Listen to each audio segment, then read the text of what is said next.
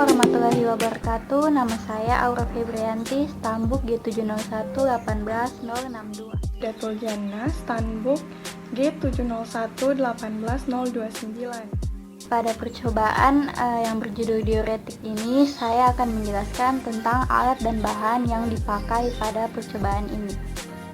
Berikut adalah alat-alat yang digunakan pada percobaan kali ini.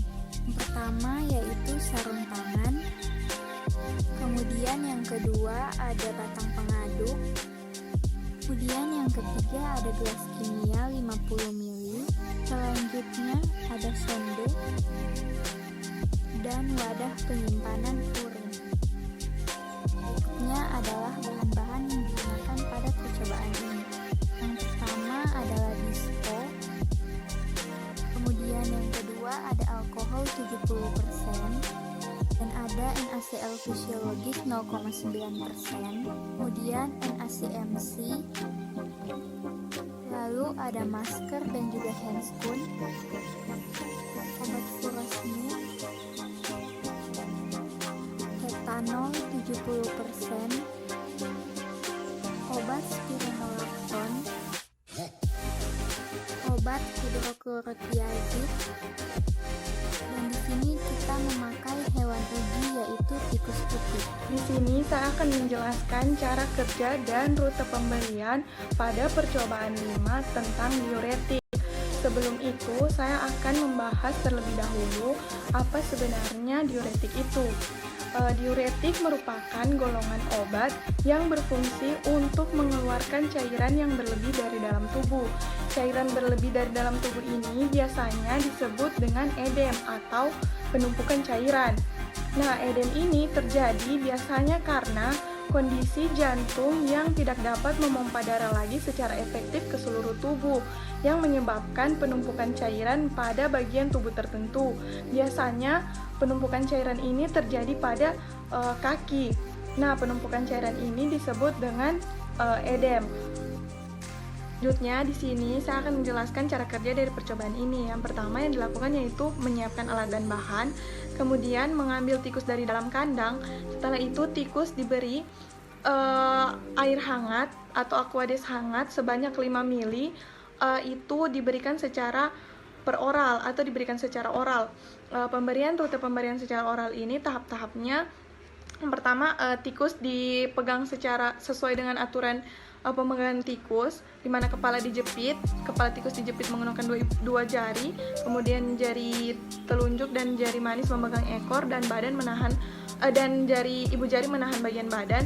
Kemudian jangan ditekan terlalu kuat, nanti tikus susah bernafas. Kemudian diberikan secara oral atau dimasukkan melalui rongga mulut menggunakan sonde yang ukurannya sudah sesuai dengan ukuran dari mulut tikus sampai di saluran pencernaan.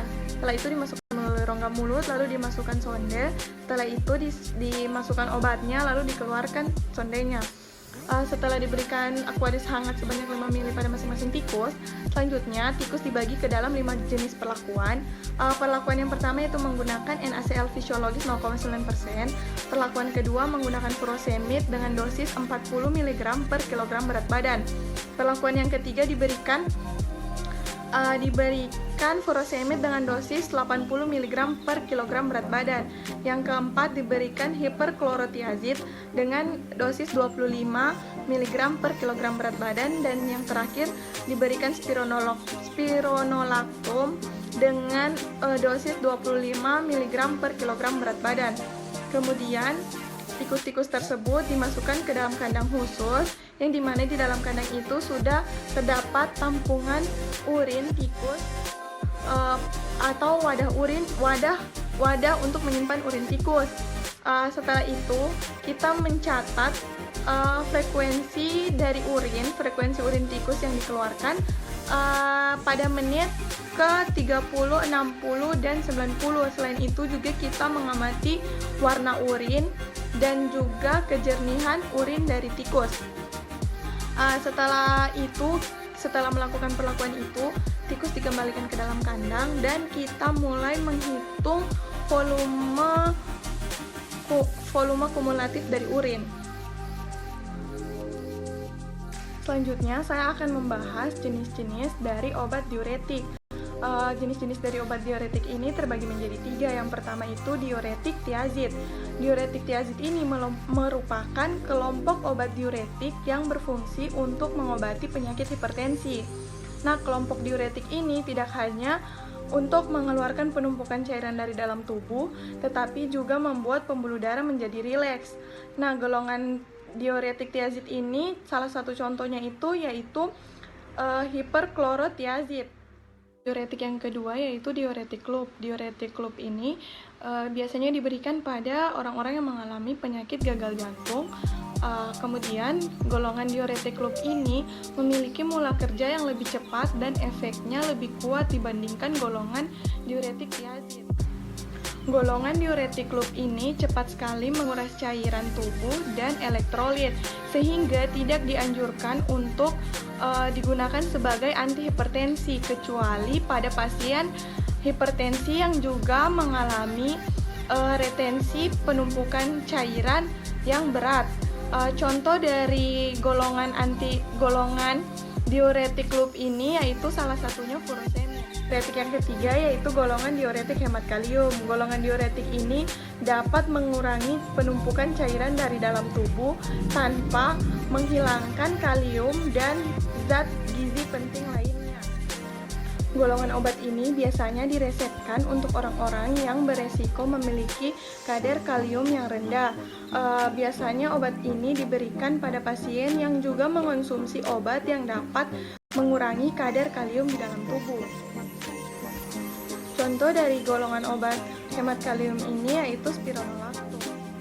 Kemudian saya akan menjelaskan tentang mekanisme indikasi dan dosis dari obat-obat yang dipakai pada percobaan diuretik ini. Yang pertama itu ada furosemid, di mana indikasi dari furosemid sendiri yaitu edema terkait dengan gagal jantung dan edema. Kemudian mekanisme dari furosemid sendiri yaitu furosemid dapat menghambat reabsorpsi Na dan Cl, terutama di bagian medula dari loop naik.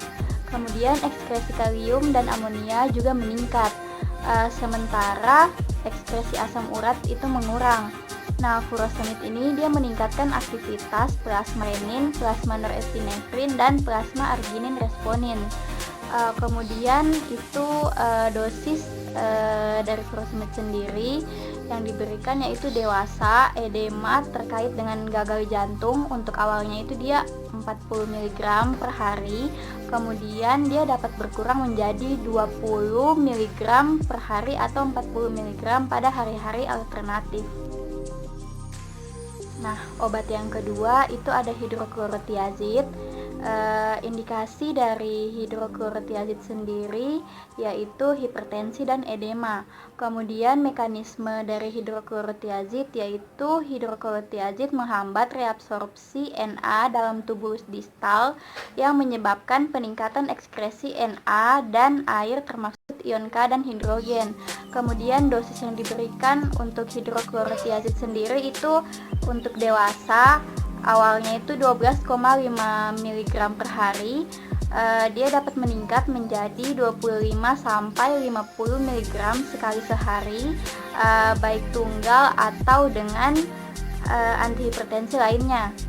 Kemudian edema juga untuk edema itu 25 sampai 100 mg per hari dalam 1 sampai 2 dosis terbagi. Kemudian yang ketiga ada obat spironolactone, diindikasikan sebagai edema sirosis hepatitis dengan aseteis dan edema.